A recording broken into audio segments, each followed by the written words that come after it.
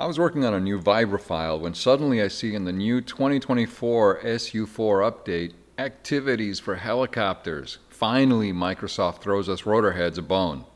Evidently, it's not all about fighter jets and airliners. The content is based on Netflix's Stranger Things, which I'm not familiar with, so I won't comment on the storyline or its faithfulness to the work. But I like the premise of some official Microsoft mission work finally dedicated to rotorcraft. It appears Taug was able to pivot to Microsoft for some enhanced revenue opportunity with their splendid Huey, which was slightly adapted for use in this content. Downloading the free content allows you to keep the updated for 2024 Huey. The content includes a training mission to help orient you if you're not overly familiar with heliops, then dispatches you to a storybook of 5 richly visually detailed missions, each representing a fairly decent challenge to chopper pilots of all abilities, including myself. I would say the required skill level is pretty high, having to land in some pretty tight landing zones. I've spent over 10 years in Indiana, and my experience was it had its due share of nice days and bad weather, but it appears in Stranger Things Indiana, it's always bad flying weather. There's a lot of moody, dark scenery, stormy weather, and flight hazards like radio towers, telephone poles and wires, birds, and paranormal activity. My non-professional experience suggests you wouldn't really fly a helicopter in these kinds of conditions, and they certainly will test your ability. I love that there's active character animation, which is a cut above having to use your imagination for so much of the Disneyland puppetry we're used to for add-ons. Nothing is perfect, neither in the virtual world nor in the real, so this work is not without criticism.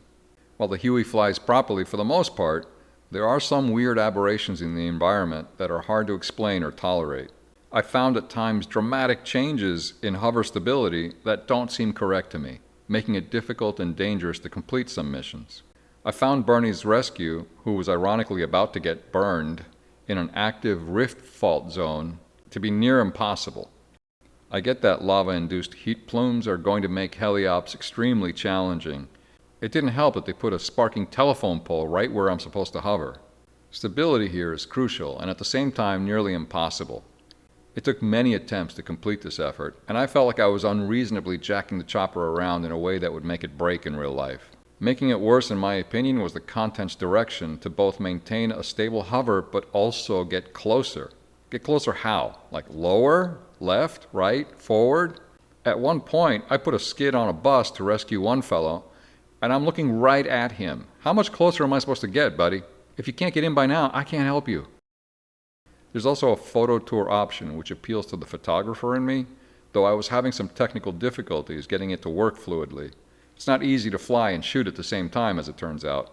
But really, I'm not complaining, and I won't give this a rating. I very much appreciate Microsoft's attention to Rotorheads finally. I don't look a gift horse in the mouth, or a gift chopper in the blade, but this is a great addition to the rotorsphere, and I beseech you to try it for yourself. That's all I have on this. Until next time, fly it like you're crossing into stranger skies.